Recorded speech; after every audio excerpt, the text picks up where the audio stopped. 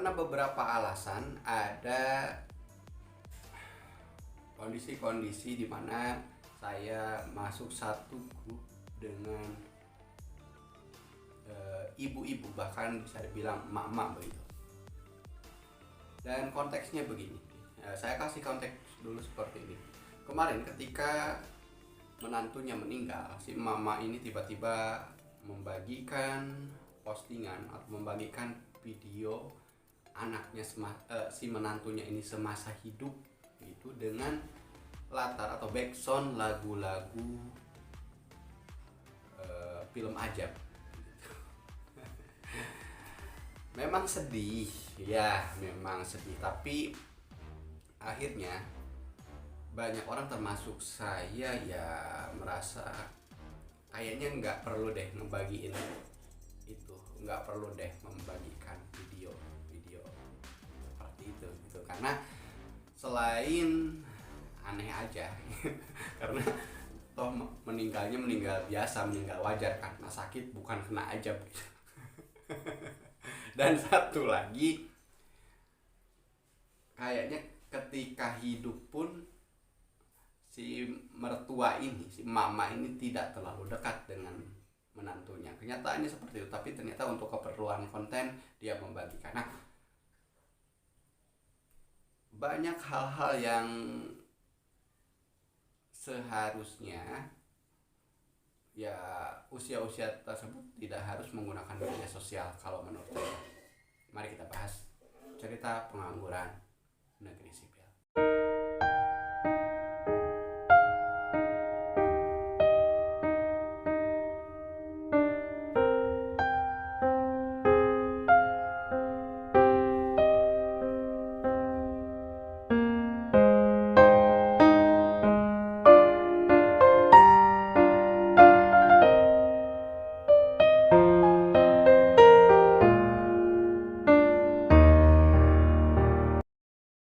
Oke teman-teman, kita di cerita pengangguran negeri sipil. Namanya juga pengangguran, apapun dikomentari, apapun yang terjadi dalam hidupnya bisa saja dikomentari, bisa jadi satu cerita. Ini juga merupakan satu cerita yang menjadi keresahan. Mungkin bagi sebagian banyak orang juga menjadi keresahan ketika emak-emak ataupun usia yang sudah tidak seharusnya menggunakan media sosial, akhirnya mereka masih cenderung aktif di media sosial, entah itu Facebook ataupun hanya sekedar di status WA atau di WA grup. Nah, biasanya yang meresahkan itu mereka ini sebenarnya bukan cuma mama ya, bukan cuma dari dari satu jenis kelamin tertentu saja, bapak-bapak juga banyak yang meresahkan gitu kan. Mereka itu ketika share sesuatu, kita kerucutkan pembahasannya tentang membagikan satu informasi tertentu atau sharing sesuatu. Apakah mereka, kalau menurut saya ya nggak perlu. Kadang nggak setiap hal perlu dibagikan di grup WA, nggak setiap hal perlu dibagikan di Facebook atau di media sosial lainnya. Atau karena berpikir mungkin karena zaman sekarang banyak sekali hal-hal instan yang terjadi di media sosial, banyak hal dikontenkan, misalkan jadi konten TikTok kemudian jadi menghasilkan duit, jadi semuanya dikontenkan. Nggak seperti itu juga. Biasanya ibu-ibu ini ataupun orang-orang ini gitu, jangan terpaku di ibu-ibu ya, karena nggak hanya cewek gitu kan. Biasanya mereka itu merasa bahwa mereka itu orang yang berwawasan luas gitu kan, mendapatkan informasi langsung dibagikan, mendapatkan informasi merasa paling awal, merasa paling tahu dibagikan gitu. Jadi terkadang mereka itu ada kebanggaan tersendiri ketika ada satu informasi terus dia yang membagikan di grup, terus dia yang membagikan di grup jamiahan, misal di grup ibu-ibu apa gitu, ataupun di grup warga gitu. Merasa bangga ketika membagikan informasi, merasa paling tahu, merasa dia paling update. sehingga tanpa disaring, tanpa difilter, informasi apapun dibagikan. Sudah jelas di kita bukan hanya para orang tua ataupun orang-orang yang generasi-generasi lama itu saja yang bermasalah. Jangankan mereka, generasi-generasi yang disebut Gen Z aja secara literasi kan kita tahu seperti apa. Literasi kita kurang, minat baca kita kurang, terus fokus kita juga kurang. Ketika membaca sesuatu inginnya yang langsung eksplosif, terus langsung menghebohkan, sesuatu yang viral aja dulu gitu, tanpa membaca isinya. Viral di judulnya aja, mengagetkan di judulnya aja gitu. Nah, karena kebanyakan yang dibagikan oleh orang-orang ataupun oknum-oknum tersebut ya informasi-informasi yang mungkin kita sebenarnya sudah tahu, terus juga informasinya yang sudah usang atau bahkan hoax. Ini yang paling berbahaya apalagi ketika menjelang tahun politik. Nah, jadi ya gimana ya, karena ini sudah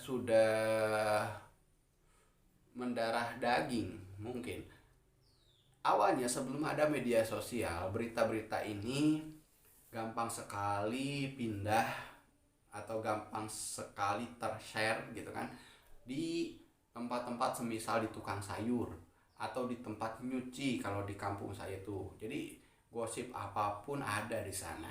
Nah, ketika semua ini berkurang, malah pindah ke media yang lebih gampang. Ada grup tetangga, ada grup warga, ada grup-grup pengajian misalkan. Ini berita-berita ini tanpa di-share, tanpa disaring, tanpa difilter, tanpa dicek dulu kebenarannya. Misalkan ada satu berita nih atau ada satu artikel nih, apakah artikel ini dari sumber yang terpercaya? Nggak akan dicek lagi gitu. Yang jadi masalah ini ketika hal-hal yang dibagikan itu menyangkut misalkan masalah fitnah, entah tetangganya apa atau apa. Kan ini kasihan ya ketika harus menyebar, ketika tiba-tiba jadi konsumsi publik yang harusnya tidak jadi konsumsi publik begitu. Nah, please Bapak Ibu, kalau misalkan ada informasi-informasi, ada berita-berita itu ya di minimal dibuka dulu di HP Anda ataupun dilihat dulu nih kira-kira ini akan kemana arahnya, akan membahayakan tidak, atau ini beritanya bener enggak. Kalau misalkan menurut kita aja beritanya meragukan, kontennya meragukan, atau videonya ngawur, atau videonya menurut kita saja mana mungkin seperti itu, ya udah cukup di HP kita saja. Karena tidak membagikan pun tidak dosa, tidak membagikan pun tidak menjadikan kita tidak update, enggak begitu. Terus yang kedua juga, kita harus tahu sumbernya apa untuk mengapresiasi juga. Kalau misalkan sumbernya benar, sumbernya berkualitas, minimal sumbernya bisa mempertanggungjawabkan, ya kita hargai bahwa itu karya si sumbernya, bolehlah dibagikan. Nah, ironisnya begini, kita nih misalkan sebagai konten kreator ataupun sebagai pembuat video di kampung, kita membagikan hasil karya kita, hasil keringat kita dibagikan. Nah, video-video kita nggak pernah ada yang nonton, padahal misalkan berdasarkan fakta, berdasarkan pembuatan yang tidak gampang. Beda sekali dengan berita-berita yang hoax, yang heboh, yang seperti itu. yang malah berkeliaran di grup-grup warga. Coba kalau misalkan ada warga kita yang misalkan jadi konten kreator atau jadi YouTuber apapun itu. Nah, cobalah apresiasi dulu yang warga kita daripada membagi-bagikan video-video yang tidak jelas dari mana asalnya, terus juga malah membahayakan entah itu bagi persatuan di kita, kerukunan di kita, ataupun bahkan bisa hal-hal yang bisa memicu konflik-konflik ataupun perpecahan-perpecahan baik itu agama dan sara lainnya gitu. Jadi hati-hati ketika membagikan sesuatu, pastikan dulu itu aman, pastikan dulu itu benar. Mending kalau misalkan informasinya berguna, terus informasinya nggak guna, ya tadi mendingan kita menghargai karya-karya yang ada di sekitar kita gitu. Video-video yang dibagikan oleh misalkan tetangga kita punya channel YouTube, ya udah tontonlah, kasih jam tayang atau kasih subscribe gitu kan, daripada membagikan entah berita dari mana, entah konten dari mana kita bagi-bagikan, konten anak sendiri aja nggak tahu gitu. Gitu. Oke teman-teman, itu dia. Ini menjelang tahun politik dan tentunya akan banyak sekali hal-hal yang berbau hoax ataupun kampanye black campaign gitu ya, kampanye hitam yang pastinya akan dibagi-bagikan di jagat media sosial. Lebih hati-hati lagi dalam menerima ataupun membagikan. Jika sesuatu yang kita bagikan itu bisa tadi menimbulkan banyak hal tersebut, mendingan selesai di HP kita saja. Oke, itu saja untuk cerita pengangguran sipil hari ini. Nanti kita bahas hal-hal lain di episode berikutnya.